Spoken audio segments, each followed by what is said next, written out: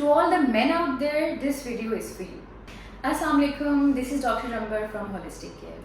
अगर आप इंटरनेट खोल लें, सोशल मीडिया छान लें, इंस्टाग्राम, फेसबुक, यूट्यूब, आपको हर जगह स्किन एक्सपर्ट्स हमेशा फीमेल स्किन केयर पर बात करते नज़र आएंगे और मेल स्किन केयर पर बहुत ही कम कंटेंट मौजूद है। तो आज हम बहुत डिटेल में कुछ ऐसे टिप्स के बारे में बात करेंगे जो हमारे मेल्स फॉलो कर सकते हैं, जिससे एक तो स्किन क्वालिटी इंप्रूव होगी और प्रीमेच्योर एजिंग से वो बचेंगे।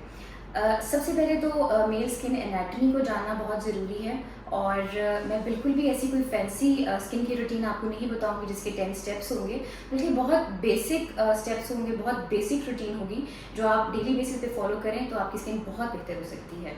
मेल्स में चूँकि हार्मोनल लेवल्स, टेस्टोस्टेरॉन की लेवल्स ख़वातीन से ज़्यादा होते हैं, जिसकी वजह से इनकी स्किन 2 से 3 दफ़ा ज़्यादा ऑयल या सीबम प्रोड्यूस करेगी।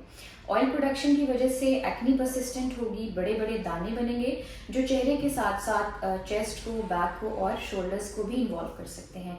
मेल्स चूँकि रिलेटिवली नेग्लिजेंट होते हैं टुवर्ड्स स्किन केयर रूटीन और ट्रीटमेंट, तो एक्नी अगर परसिस्टेंट रहेगी तो ये स्कारिंग भी छोड़ सकती है और हाइपरपिगमेंटेशन भी कर सकती है। सेकेंड चीज़ ये कि मेल्स में जो स्किन की सेकेंड डीपर लेयर है, जिसको हम डर्मिस कहते हैं, वो थिक होती है। थिकनेस की वजह से जब इनके रिंकल्स होंगे तो रिंकल्स इनके ज़्यादा प्रोमिनेंट होंगे, डीप रिंकल्स होंगे। मेल स्किन में मसल मास ज़्यादा होता है तो एक्सप्रेशंस जो होंगे वो भी रिलेटिवली स्ट्रॉन्ग होंगे।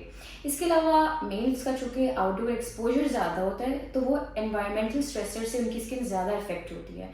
जो भी फ्री रेडिकल्स बनते हैं डिफरेंट केमिकल रिएक्शंस की वजह से वो स्किन को ज़्यादा डैमेज करेंगे, जैसे कि यूवी एक्सपोजर है, स्मोकिंग है, ओरल अल्कोहल अब्यूज़ है, या अगर आपकी कोई ऐसी प्रोडक्ट्स आप यूज़ करें जिसमें डीनेचर्ड अल्कोहल हो तो स्किन आपकी मुसलसल इरिटेट होगी। तो अब बारी आती है मॉइस्चराइज़र की। तो आप जब भी मॉइस्चराइज़र चूज़ करते हैं तो आप मेक श्योर करें कि वो नॉन केमिडोजेनिक हो, यानी कि आपके पोर्स को क्लॉग ना करे। उसमें ग्लिसरीन हो या सेरामाइड हो या हाइलुरोनिक एसिड हो या ऐसे कोई भी कंपोनेंट्स हो जिनमें स्किन को हाइड्रेशन मिले, और इसमें अगर एंटीऑक्सीडेंट जैसे कि विटामिन सी हो तो उसके बेनिफिट्स बहुत ज़्यादा हैं।